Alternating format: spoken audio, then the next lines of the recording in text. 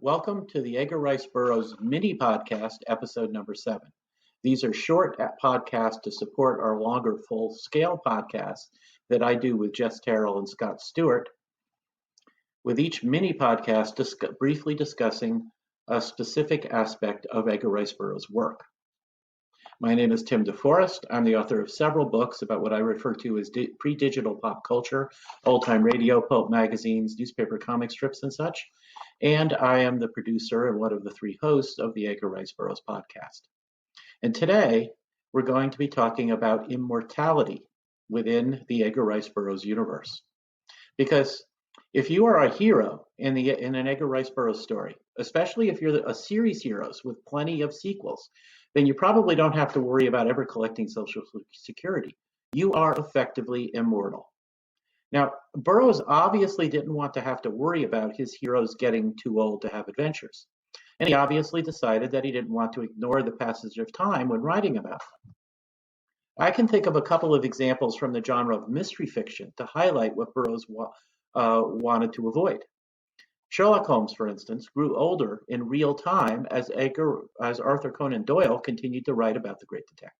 Eventually, Holmes retired to Sussex to keep bees, though he still solved a mystery every now and then. On the other hand, another great detective from fiction, Nero Wolfe, never aged. Rex Stout wrote about the corpulent detective from the 1930s through the 1970s. The world around Wolfe changed in real time. For instance, Wolfe eventually got a television in his brownstone. But neither Wolfe nor the other regular characters in the books ever seemed to grow older. Now, I don't know if Burroughs thought about Holmes when he began writing fiction in 1912, and this was over 2 decades before Nero Wolfe would appear. But he obviously gave some thought to how to keep his characters young right from the start, and he didn't want to ignore the passage of real-life time.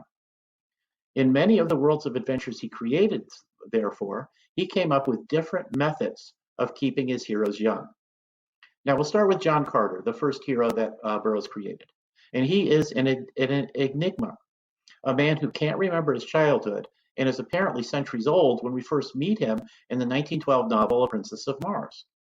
He feels an affinity for Mars, though, and when mysteriously teleported there, he discovers that Martians live for over 1,000 years. So he fits right in with the people of his adopted planet, and Burroughs never has to worry about Carter's arthritis acting up when he gets into a sword fight.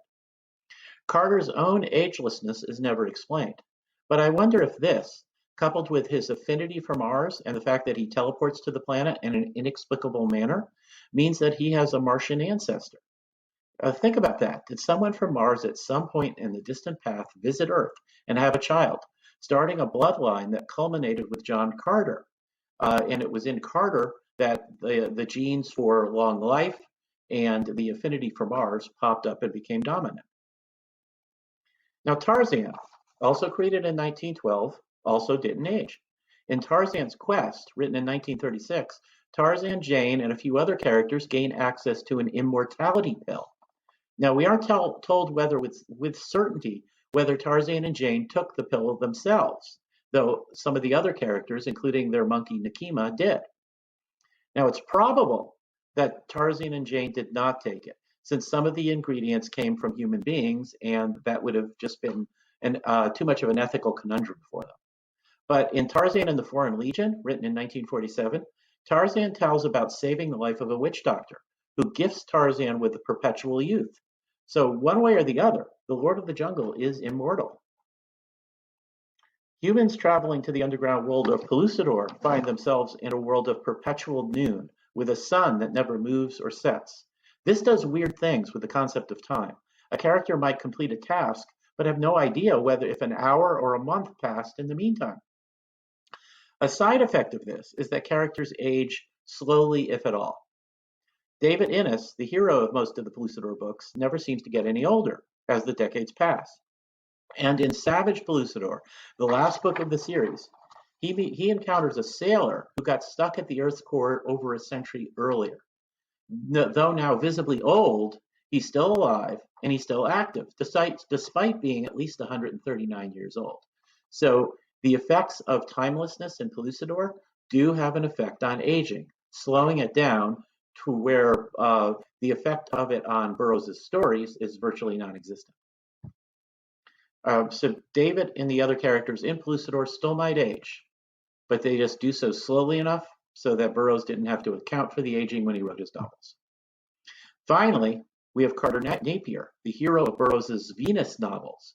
The human race that lives on Venus has invented an immortality serum, and Carter is given a dose of this soon after arriving on the planet. Like Burroughs' other heroes, he simply doesn't have to worry about aging. But, what am I saying here? I'm talking as if Burroughs is writing fiction. We all know how silly that is. We all know very well that he is simply transcribing the adventures of these heroes as he hears from them personally, or via gridley wave, or via telegraph, or via interplanetary telepathy. So Burroughs isn't making all this up. John Carter, Tarzan, and the others have all found practical immortality through various methods. All of them are still out there, having adventures and fighting evil, and they always will be. Well, that's it for today's mini podcast. Please keep an ear out for our full-length podcast with myself, Jess Terrell, and Scott Stewart, where we analyze in depth a specific novel written by Edgar Rice Burroughs, sometimes one of the movies based on his novels, or another outgrowth of what he wrote.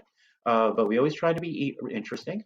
And if you can take the time to leave a review on iTunes, if you like these podcasts, please do so. We understand that helps with gaining listeners, and we would like more people to listen to our podcast. And so that's it for now. Once again, my name is Tim DeForest. Please visit my Amazon.com page or my blog at Comics, Old Time Radio, and other cool stuff. Thank you for listening.